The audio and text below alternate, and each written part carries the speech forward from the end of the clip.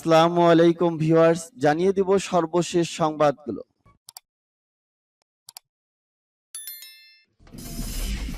সংবাদের শুরুতেই জানিয়ে দিব সংবাদ শিরোনাম। পুতিনকে বিচারের মুখোমুখি করাতে চায় না পশ্চিমারা। চলমান যৌথ সামরিক মহড়া পরিদর্শন করলেন রুশ প্রেসিডেন্ট। ৭০ বছরের প্রথা ভাঙলেন রানী এলিজাবেথ। রাশিয়া অস্ত্র ও গোলা বারুদের স্বল্পতায় ভুগছে বলে দাবি আমেরিকার। এবং জানিয়ে দেব সর্বশেষ শিরোনাম। চীনের সেনাদের সঙ্গে আয়োজিত মহড়া দেখতে হাজির পুতিন। এতক্ষণ শুনছিলেন সংবাদ শিরোনাম, এখন শুনবেন সংবাদের বিস্তারিত। তো বন্ধুদের কাছে রিকোয়েস্ট রইল, এই ভিডিওতে একটা লাইক দিবেন, আর ভালো লাগলে অবশ্যই বন্ধুদের মাঝে শেয়ার করে দিবেন। পুতিনকে বিচারের মুখোমুখি করাতে চায় না পশ্চিমারা, ইউক্রেনের একজন উচ্চপদস্থ কর্মকর্তা দাবি করেছেন। রাশিয়ার প্রেসিডেন্ট ভ্লাদিমির পুতিনকে বিচারের মুখোমুখি করাতে চায় না পশ্চিমারা, কারণ তারা পুতিনের সঙ্গে আলোচনার পথ খোলা রাখতে চায়। ইউক্রেনে হামলা করায় পুতিন এবং তার ঘনিষ্ঠ লোকদের বিচারের মুখোমুখি করতে একটি ট্রাইব্যুনাল গঠন করার দাবি জানিয়ে আসছে ইউক্রেন। এ ব্যাপারে ইউক্রেনের প্রেসিডেন্সিয়াল দপ্তরের ডেপুটি প্রধান আন্দ্রি সাইনভ বলেন, এটি একটি বড় রাজনীতি। এক হাতে দেশগুলো সরাসরি রাশিয়ার সমালোচনা করছে, অন্য হাতে রাশিয়ার বন্ধ দরজার দিকে তারা পা ফেলছে যেন দরজা পুরোপুরি বন্ধ না হয়ে যায়। তিনি আরো বলেন, তারা কিছু কূটনৈতিক কৌশল বজায় রাখার চেষ্টা করছে। আমরা জানি কাগজে রাশিয়ার সঙ্গে যেসব চুক্তি আছে সেগুলোর কোনো দাম নেই। এদিকে ইউক্রেন কয়েকদিন ধরে যুক্তরাষ্ট্র ও অন্যান্য দেশের কাছে দাবি করছে রাশিয়াকে যেন রাষ্ট্রীয় জঙ্গিবাদের পৃষ্ঠপোষক হিসেবে আখ্যায়িত করে তারা। কিন্তু সোমবার যুক্তরাষ্ট্রের প্রেসিডেন্ট জো বাইডেন বলেন, রাশিয়াকে রাষ্ট্রীয় জঙ্গিবাদের পৃষ্ঠপোষকতার তকমা দেওয়া ঠিক হবে না। বাইডেন এমনটি বলার পরপরই ইউক্রেনের পক্ষ থেকে বলা হয় তারা রাশিয়ার নেতাদের বিচারের মুখোমুখি করতে চায় না। এর আগে রাশিয়ার পক্ষ থেকে হুঁশিয়ারি দেওয়া হয়েছিল, যদি রাশিয়াকে রাষ্ট্রীয় জঙ্গিবাদের পৃষ্ঠপোষকতার তকমা দেওয়া হয় তাহলে সীমা অতিক্রম হয়ে যাবে, সেখান থেকে ফেরা সম্ভব না। চলমান যৌথ সামরিক মহড়া পরিদর্শন করলেন রুশ প্রেসিডেন্ট। চীন, ভারত সহ কয়েকটি মিত্র দেশের সঙ্গে চলমান যৌথ সামরিক মহড়া পরিদর্শন করেছেন রাশিয়ার প্রেসিডেন্ট ভ্লাদিমির পুতিন। ক্রেমলিনের মুখপাত্র দিমিত্রি পেসকভ আজ একথা জানিয়েছেন। ভস্তক 2022 নামের এই সামরিক মহড়া শুরু হয়েছে 1 সেপ্টেম্বর।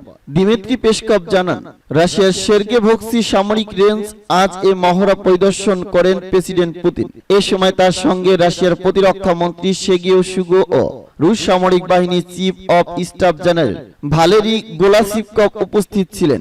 ভালেরি গেরাসিভকভের তত্ত্বাবধানে এই যৌথ সামরিক মহড়ায় রাশিয়ার সঙ্গে চীন, ভারত, লাওস, মঙ্গোলিয়া, সিরিয়া ছাড়াও সাবেক সোভিয়েত ইউনিয়নভুক্ত কয়েকটি দেশ অংশ নিয়েছে। চলমান মহড়ায় 52,000-এর বেশি সেনা অংশ নিচ্ছে। রাশিয়ার বিভিন্ন সেনা ঘাঁটিতে ও দেশটির পূর্ব উপকূলের জলসীমায় 14 সেপ্টেম্বর পর্যন্ত এ মহড়া চলবে। ইউক্রেন যুদ্ধ ঘিরে যুক্তরাষ্ট্র সহ পশ্চিমা দেশগুলোর সঙ্গে রাশিয়ার বিরোধ চলছে।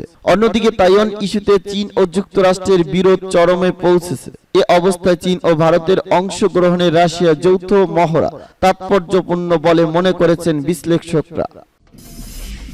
৭০ বছরের প্রথা ভাঙলেন রানী এলিজাবেথ। যুক্তরাষ্ট্রের নতুন প্রধানমন্ত্রী হিসেবে মঙ্গলবার দায়িত্ব গ্রহণ করেছেন লিজ ট্রাস।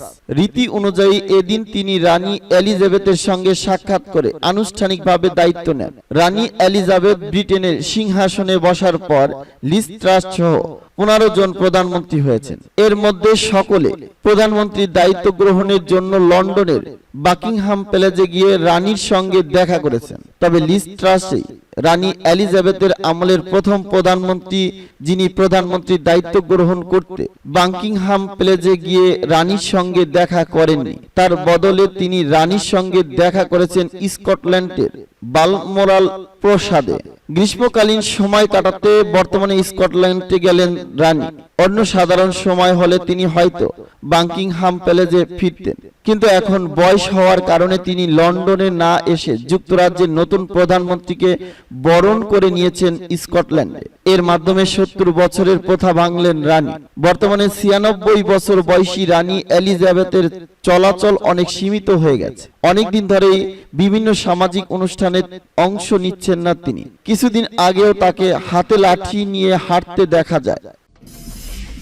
রাশিয়া অস্ত্র ও গোলাবারুদের স্বল্পতায় ভুগছে বলে ধারণা আমেরিকার। উত্তর কোরিয়ার কাছ থেকে রাশিয়া কামানের গোলা ও রকেট কিনছে বলে দাবি করছে আমেরিকা। এ থেকে ওয়াশিংটন ধারণা করছে রপ্তানি নিয়ন্ত্রণ ও নিষেধাজ্ঞার কারণে রাশিয়ার সামরিক বাহিনী ইউক্রেনে অব্যাহতভাবে মারাত্মক অস্ত্র ও গোলাবারুদের স্বল্পতায় ভুগছে। মার্কিন যুক্তরাষ্ট্রের নাম প্রকাশে অনিচ্ছুক এক কর্মকর্তার দাবি, ইউক্রেনের যুদ্ধক্ষেত্রে ব্যবহারের জন্য উত্তর কোরিয়ার কাছ থেকে লাখো রকেট ও কামানের গোলা ক্রয়ের প্রক্রিয়ায় রয়েছে রাশিয়ার প্রতিরক্ষা মন্ত্রণালয়। যুক্তরাষ্ট্রের সরকারি কর্মকর্তার বরাত দিয়ে নিউ ইয়র্ক টাইমস প্রতিবেদনে বলা হয়, রাশিয়ার এই অস্ত্র কেনার বোঝা যায় যুক্তরাষ্ট্রের নেতৃত্বাধীন নিষেধাজ্ঞার প্রভাব পড়তে শুরু করেছে। ইউক্রেন আগ্রাসনে রাশিয়ার টিকে থাকার সামর্থ্য রাশিয়াও কাজে দিচ্ছে এই নিষেধাজ্ঞা। গতকাল সোমবার পত্রিকাটির ওই প্রতিবেদনে বলা হয়, সম্প্রতি উন্মুক্ত করা গোয়েন্দা প্রতিবেদনে কামানের গোলা ও রকেট ছাড়া এই অস্ত্র কেনাকাটার বিষয়ে বিস্তারিত কোনো তথ্য দেওয়া হয়নি।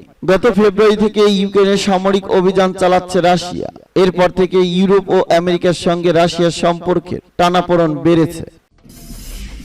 চীনের সেনাদের সঙ্গে আয়োজিত মহড়া দেখতে হাজির পুতিন। চীনের সেনাদের নিয়ে বিশাল সামরিক মহড়া আয়োজন করেছে রাশিয়া। এই মহড়ায় প্রেসিডেন্ট ভ্লাদিমির পুতিন অংশ নিয়েছেন। মঙ্গলবার ক্রেমলিন এই তথ্য জানিয়েছেন। গত 1 সেপ্টেম্বর ভস্তক পূর্ব নামে বিশাল সামরিক মহড়া শুরু করে রাশিয়া। এই মহড়ায় চীন ছাড়াও ভারত, লাওস, মঙ্গোলিয়া, নিকারাগুয়া ও সিরিয়ার সেনারা অংশ নিয়েছে।